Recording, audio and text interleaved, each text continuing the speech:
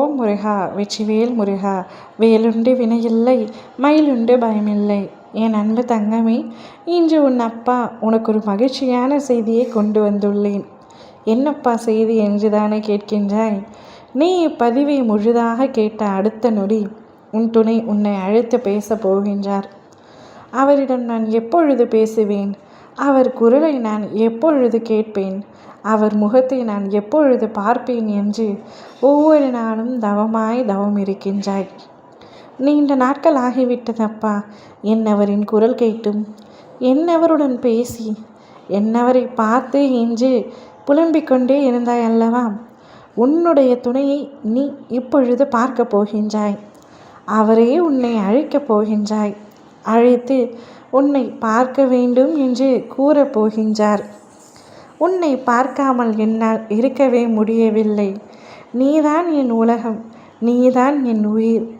இத்தனை நாட்களாக உன்னை புரிந்து கொண்டாமல் இருந்துவிட்டேன் என்று மிகவும் வருத்தம் அடைகின்றேன். இனிமேல் உன்னை முழுமையாக புரிந்து கொண்டு உன்னுடன் மட்டுமே என்னுடைய வாழ்க்கையை பகிர்ந்து கொள்ள ஆசைப்படுகின்றேன். என்னை ஏற்றுக்கொள் என்று உன்னுடைய காலடி தேடி வரப்போகின்றார்.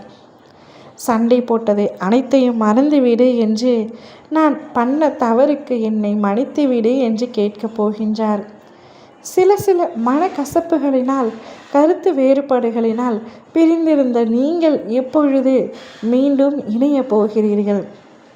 இருவரும் யார் முதலில் பேசுவது, நீயா நானா என்ற சண்டையை உங்களுடைய வாழ்க்கையில் பயன்படுத்தி கொண்டிருந்தீர்கள். ஆனால் இன்று உன் துணை அனைத்தையும் மறந்துவிட்டு என்னுடைய போட்டி பொறாமையை விட என்னுடைய விட்டு கொடுத்தலே என்னுடைய உண்மையான உறவுக்கு ஆதாரம் என்று நிரூபிக்கப் போகின்றார். அவருடைய விட்டு கொடுத்தலே உங்களுடைய வாழ்க்கைக்கு ஒரு சேர இணைய போகின்றது.